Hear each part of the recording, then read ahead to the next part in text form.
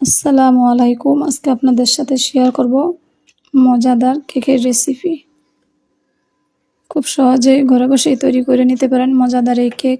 চলেন মূল রেসিপিটি দেখি।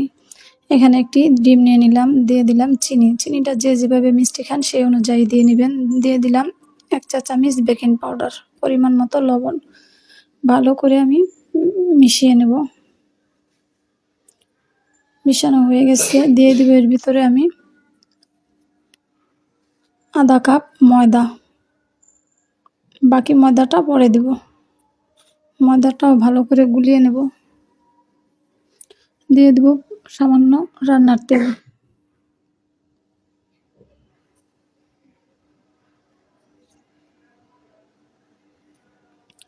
বাকি ময়দাটাও আমি এখন দিয়ে দেব। একটি ডো তৈরি করে নেব।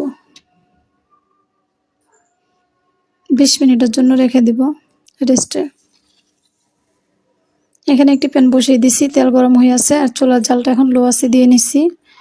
এক এক করে সবগুলো দিয়ে দেব আমি এখানে। তেলটা গরম হয়ে আসলেই চুলার জালটা লো আছে দিতে হবে, বারবার উল্টিয়ে নিতে হবে। আর এই কেকটা খেতে অসম্ভব মজা, বাচ্চারা খুবই পছন্দ করে। এভাবে করে আমি সবগুলো ভেজে নেব। আমার ভিডিওটি ভালো লাগলে লাইক, শেয়ার, কমেন্ট করে দিবেন, ফলো দিয়ে পাশে থাকবেন।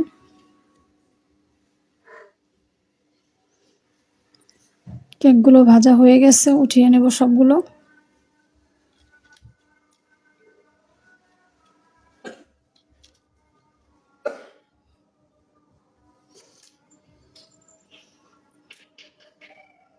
হয়ে গেল আমার কেক বানানো।